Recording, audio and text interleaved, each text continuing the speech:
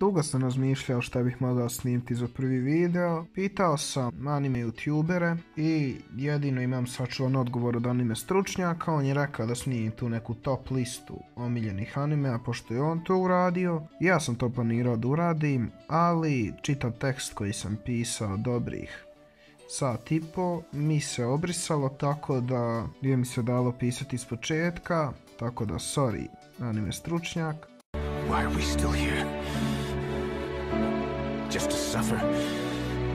A ja ću danas da snimim video moje anime znanje, pošto kao prvi video pa da me malo upoznate. Tako da hajmo da krenemo na pitanje. Koliko ste anime serijala pogledali? Pa pogledao sam ih oko 200, s tim da sam više anime rewatchovao nego pogledao, jer dosta volim da rewatcham neki anime koji mi se dosta svidi. Na primjer, neki anime sam rewatchovao i na 10 puta. Koliko ste loših anime pogledali? Veoma mnogo sam ih pogledao loših, ne na primjer neki Agitated Screams of Maggots, Another, Boku no Pico, Nande Koko ni Sensei ga, School Days, Yosuga no Sora, 100, da i ne nabrajam više, ali uglavnom ima ih veoma mnogo. Šta planirate da gledate? Od novoizlazećih koji trebaju da izađu: Goku Shufudo, Tokyo Revengers, Boku no Hero Academia, nova 5. sezona,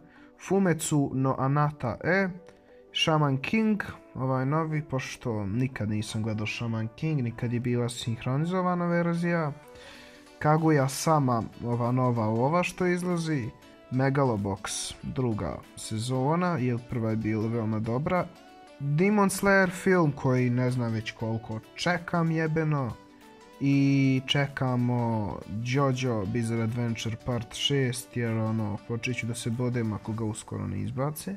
Šta trenutno gledate? Pa završio sam Dr. Stone, The Promised Neverland koji je sranje, Jujutsu Kaisen, Attack on Titan, 2.43 i te neke anime koji su završila se sezona, a trenutno gledam Welcome to NHK, kako se već kaže, i ovaj tu anime, zaboravio sam kako se zove, ali bit će slika jer ću ga naći. Kada ste krenuli da gledate anime? Prije otprilike 3-4 godine, tako negdje. Omiljeni žanrovi su mi thriller, komediji i shonen.